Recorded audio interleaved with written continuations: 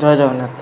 ତ ମୁଁ ଏବେ ଆପଣମାନଙ୍କୁ 5ଟା କଥା କହିବି, ବହୁମୂଲ୍ୟ ଏ କଥା। ତ ଯଦି ଆପଣ 5ଟା କଥା ନିଶ୍ଚିତ ପାଳନ କରୁଥିବେ ନା ଆପଣଙ୍କ ଜୀବନରେ, ଦେଖିବେ ଆପଣ ନିଶ୍ଚିତ ଭଲରେ ଥିବେ।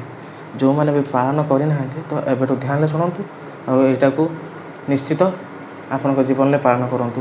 ଦେଖିବେ ନିଶ୍ଚିତ ଆପଣଙ୍କ ଜୀବନ ପରିବର୍ତ୍ତନ ହୋଇଯିବ। ତ ଥରେ ନିଶ୍ଚିତ ଏହାକୁ ଦେଖନ୍ତୁ, ଭିଡ଼ିଓକୁ ଜମା ବି ସ୍କିପ୍ କରନ୍ତୁନି। ତ ଆପଣଙ୍କ ପାଇଁ ଭିଡ଼ିଓଟା ବହୁତ ଗୁରୁତ୍ୱପୂର୍ଣ୍ଣ। ତ ମୁଁ ଆଗରୁ ବହୁତ ଏଭଳି କହିଛି ଆପଣମାନଙ୍କୁ, ଆପଣଙ୍କ ପାଇଁ ଏଇଟା ହେଉଛି ବହୁତ ଗୁରୁତ୍ୱପୂର୍ଣ୍ଣ ଭିଡ଼ିଓ। ଧ୍ୟାନସେ ଶୁଣନ୍ତୁ। ଯଦି ଏଇ କଥା ଗୁଡ଼ାକ ଆପଣ ମାନୁଥିବେ ନା, ନିଶ୍ଚିତ ଦେଖିବେ ଆପଣଙ୍କ ଜୀବନଟା ଭଲରେ ଥିବ। ତ ଠିକ୍ରେ ଆପଣ ଚାଲିଥିବେ। ତ ଏଇଟା ହେଉଛି 5ଟା କଥା। ତ କହୁଛି ଧ୍ୟାନ ଦେଇ ଶୁଣନ୍ତୁ। ଆଉ ଯେଉଁମାନେ ବି 5ଟା କଥା ଜାଣିନାହାନ୍ତି ତ ଏବେଠୁ ଜାଣି ରଖନ୍ତୁ। ତ ଆପଣଙ୍କ ଜୀବନଟା ସର୍ବଦା ଠିକ୍ରେ ହିଁ ଚାଲିବ। ଜୟ ଜଗନ୍ନାଥ ସାଙ୍ଗମାନେ।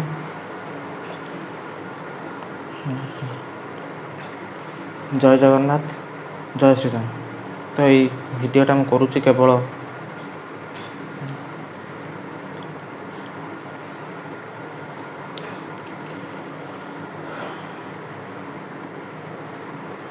ଜୟ ଜଗନ୍ନାଥ। ଆଜି ମୁଁ ଆପଣମାନଙ୍କୁ 5ଟା କଥା କହିବି। ତ ଧ୍ୟାନସେ ଶୁଣନ୍ତୁ, ନିଶ୍ଚିତ ଆପଣଙ୍କ କାମରେ ହିଁ ଆସିବ। ତ ଯେଉଁମାନେ 5ଟା କଥାକୁ ଆପଣଙ୍କ ଜୀବନରେ ପାଳନ କରୁଥିବେ ତ ନିଶ୍ଚିତ ଆପଣଙ୍କ ଜୀବନ ଭଲରେ ଥିବ। ତ ଯେଉଁମାନେ ବି ଜାଣିନାହାନ୍ତି ଏ ବିଷୟରେ ତ ଏଟାକୁ ଧ୍ୟାନସେ ଶୁଣନ୍ତୁ ଆଉ ଆପଣଙ୍କ ଜୀବନରେ କାର୍ଯ୍ୟରେ ଲଗାନ୍ତୁ। ଦେଖିବେ ଆପଣଙ୍କ ଜୀବନ ନିଶ୍ଚିତ ଭଲରେ ଚାଲିବ। ଆଉ ଭାବିବେ କି ମୁଁ କେତେ ପଛରେ ରହିଯାଇଥିଲି, ଏବେଠୁ ମୋ ଜୀବନ ବହୁତ ଭଲରେ ଅଛି।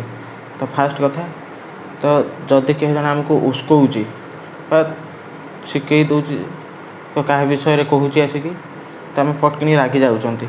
ତ ସେସବୁ ଜମା ବି କରନ୍ତୁନି। ସିଏ ତା'ର ଉସ୍କଉ, ଯେତେ ବି ଉସ୍କଉ, ତା କାମ ହିଁ ସେୟା। କାହିଁକିନା ପର ଚର୍ଚ୍ଚା ଆସିକି ଏଠି କରିବ, ଆମକୁ କିଛି ରଗେଇଲା ଭଳି କଥା କହିବ, ତ ଆମକୁ ଉସ୍କେଇବ ଅନ୍ୟ ବିଷୟରେ।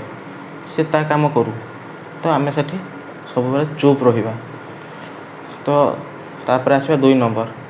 ତ ଆମ ବିଷୟରେ ଅନ୍ୟ ଲୋକ ଯେମିତି କମ୍ ଜାଣନ୍ତୁ। ଯେତେ କମ୍ ଜାଣିବେ ଆମ ପାଇଁ ଭଲ। କାହିଁକିନା ଆମେ ଅଛନ୍ତି କିଛି ଆମ ଲାଇଫ୍ର ବହୁତ କିଛି କଥାକୁ ଅନ୍ୟ ପାଖରେ ସେୟାର କରିଦେଉଛନ୍ତି। ତ ଏଇଟା ହେଉଛି ସବୁଠୁ ବଡ଼ ୱିକନେସ୍, କି ଆମ ୱିକନେସ୍କୁ ଆମେ ଅନ୍ୟଠି ଜଣାଇ ଦେଉଛନ୍ତି। ତ ସିଏ ଆମକୁ ବିଷୟରେ ଜାଣିବ, ଅନେକ ଲୋକଙ୍କ ପାଖରେ ଅନେକ କଥା କହିବ। ତ ଏଇଟା କେବେ ବି ହେବା ଦରକାର ନୁହେଁ। ତ 3 ନମ୍ବର କଥା, କି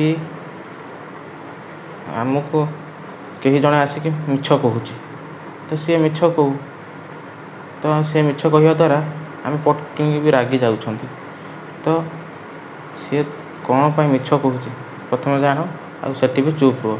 ତ ସିଏ ମିଛ କହୁଛି, ତ ତାର କିଛି ଗୋଟେ କମଜୋରି ଥିବ, ସେଥିପାଇଁ ଆସିକି ସିଏ କ'ଣ ନା ମିଛ କହିଲା ଆମ ପାଖରେ। ତ ତାପରେ ଆସିବା 4 ନମ୍ବର କଥାକୁ। ତ ଏଇଟା ହେଉଛି ବି ଗୋଟେ ବହୁତ ବଡ଼ ଗୁରୁତ୍ୱପୂର୍ଣ୍ଣ କଥା। 4 ନମ୍ବର କଥାଟା ହେଉଛି କ'ଣ, ତେବେ ଜାଣନ୍ତୁ କି ଏଇଟା ହେଉଛି ସବୁଠୁ ଗୋଟେ ଗୁରୁତ୍ୱପୂର୍ଣ୍ଣ। ତ ଯିଏ ଯଦି ଆପଣଙ୍କୁ ଜଣେ ଛାଡ଼ିକି ଯାଉଛି ନା, ତ ତାକୁ ଯିବାକୁ ଦିଅନ୍ତୁ।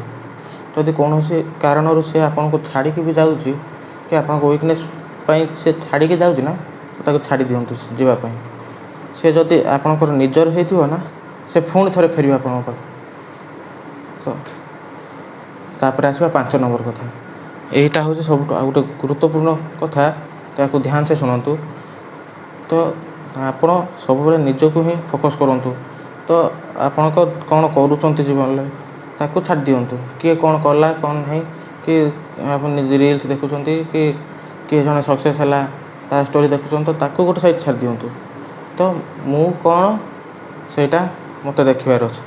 ତ ଯଦି ନିଜକୁ ଦେଖୁଛନ୍ତି ନା, ତାହେଲେ ନିଜକୁ ହିଁ ନିଜେ ଭଲ ପାଇଯିବେ। ତ ମୋର ଡେଲି ରୁଟିନ୍ କ'ଣ, ମୁଁ ଉଠିବି କ'ଣ କରିବି, ତ ମୋ ଉପରେ ହିଁ ମୋତେ ଫୋକସ୍ କରିବାର ଅଛି। ତ ମୁଁ କେମିତି ଆଗକୁ ଯିବି, କି ମୁଁ କେମିତି ଗ୍ରୋ କରିବି ଆଗକୁ, ତ ମୋର କ'ଣ କରିବାର ଅଛି, ତ ଏହା ଉପରେ ହିଁ ଫୋକସ୍ କର। ତ ଦେଖିବ ନିଶ୍ଚିତ ଆପଣ ଭଲ ରହିବେ। ଆଉ ୟା ଭିତରେ ମୁଁ ଆପଣଙ୍କୁ ଆଉ ଗୋଟିଏ କଥା କହିଛି ବହୁତ ପଏଣ୍ଟରେ। ତ କ'ଣ ନା ନିରବତା, ସବୁବେଳେ ବି ନିଜକୁ ନିରବତା ରକ୍ଷା କରନ୍ତୁ। କୌଣସି କଥାରେ ହଠାତ୍ ଉତ୍ତେଜିତ ହୁଅନ୍ତୁନି କି ହଠାତ୍ ରାଗି ଯାଆନ୍ତୁନି। ତ ଯେକୌଣସି ବି ଘଟଣା ହେଉ, ତ ଆପଣ ପ୍ରଥମେ ନୀରବ ରହିଯାଆନ୍ତୁ। ଦେଖିବେ ସେଇ ନିରବତା ପଛରେ ଗୋଟେ ବହୁତ ବଡ଼ ସଫଳତା ରହିଛି। ଧନ୍ୟବାଦ। ଜୟ ଜଗନ୍ନାଥ।